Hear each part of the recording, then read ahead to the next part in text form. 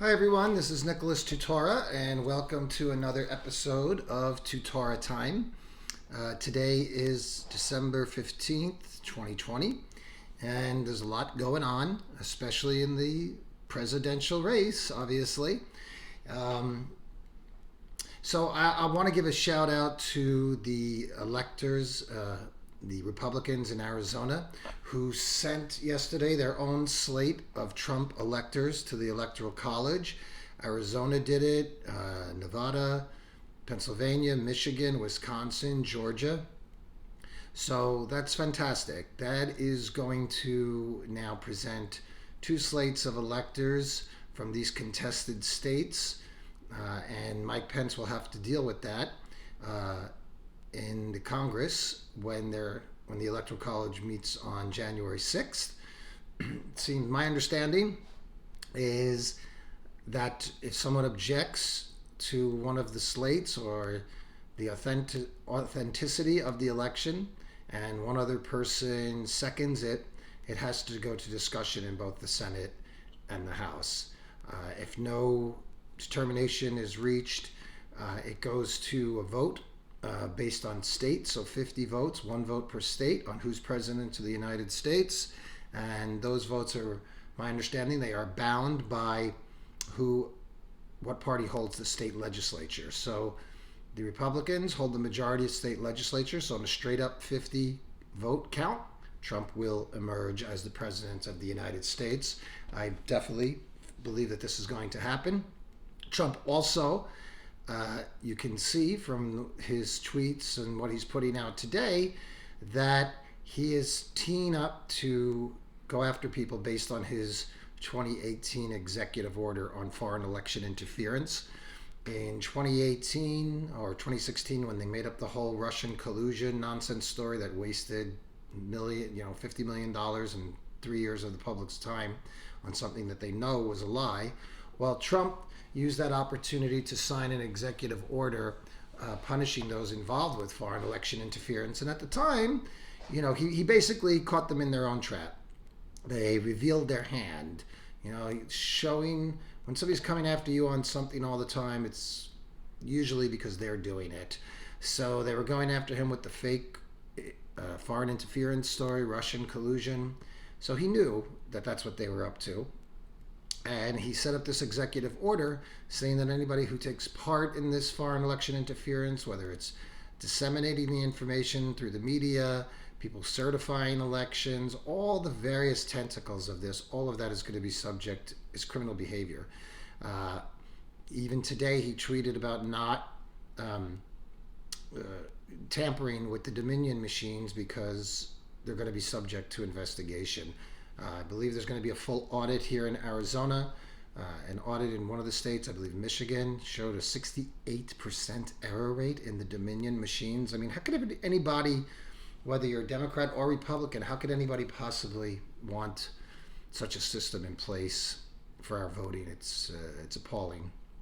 So Trump has a lot of options still left.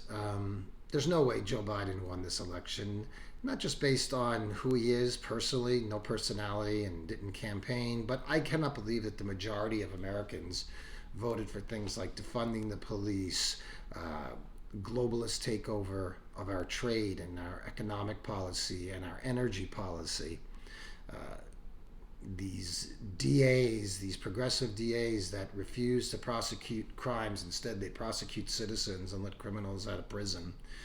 I just don't see it. It just doesn't add up. There's something called street smarts. There's book smarts and then there's street smarts. And Trump has them both, but street smarts, it just doesn't add up. It doesn't pass the smell test, this election of Joe Biden. And I think we're about to see an amazing, amazing chapter of American history over the next month. Another thing I just want to touch on real quick is this whole Hunter Biden story and the fake impeachment that they did. Right after they did the fake Russia story, they pivoted on a dime to fake impeachment. And that supposedly was based on Trump trying to influence Ukraine to investigate Hunter Biden, which he didn't do. He mentioned in passing, this is causing a lot of chaos here. You guys might want to look into it. Take care. Have a nice day.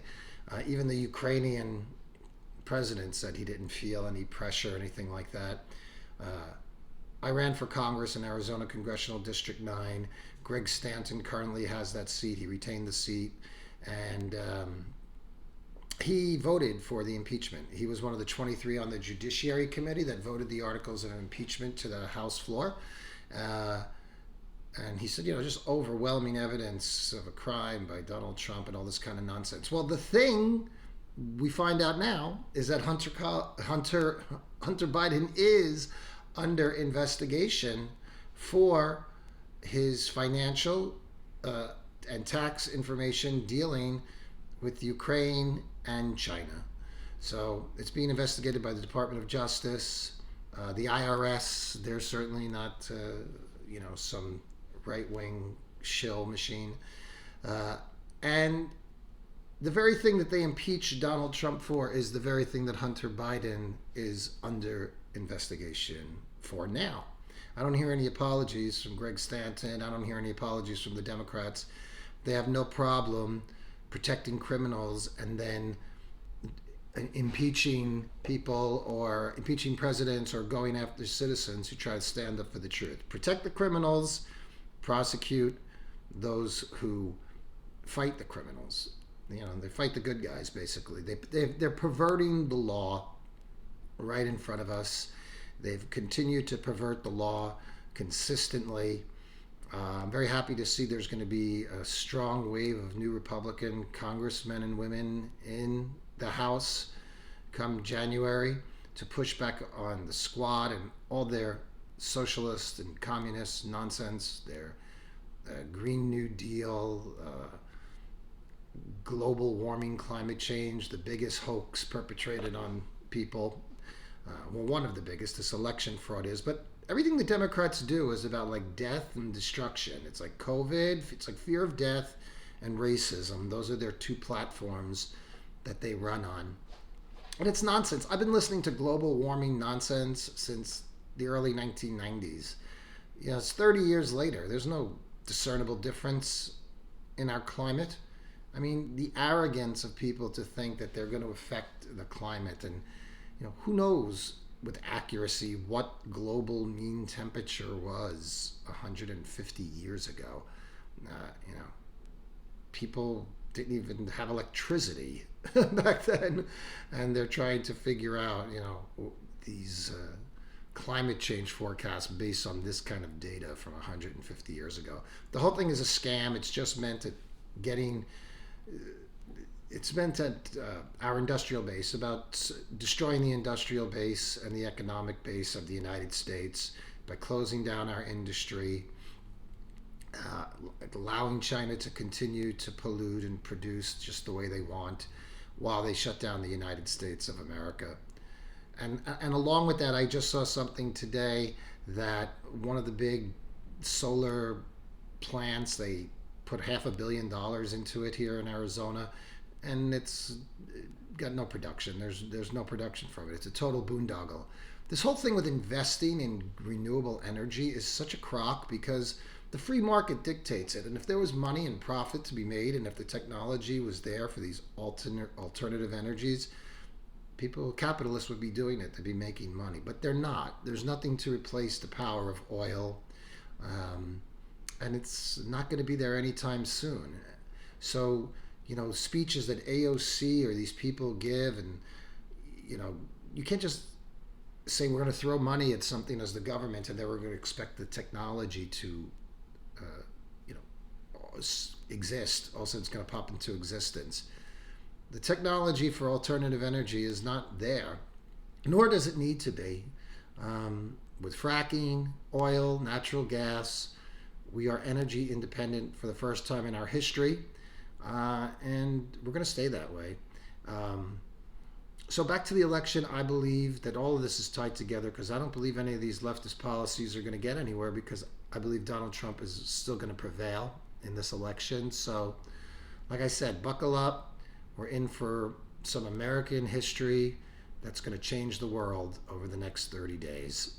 So, this is Nicholas Tutora, and I'll talk to you again on Tutora Time. Take care.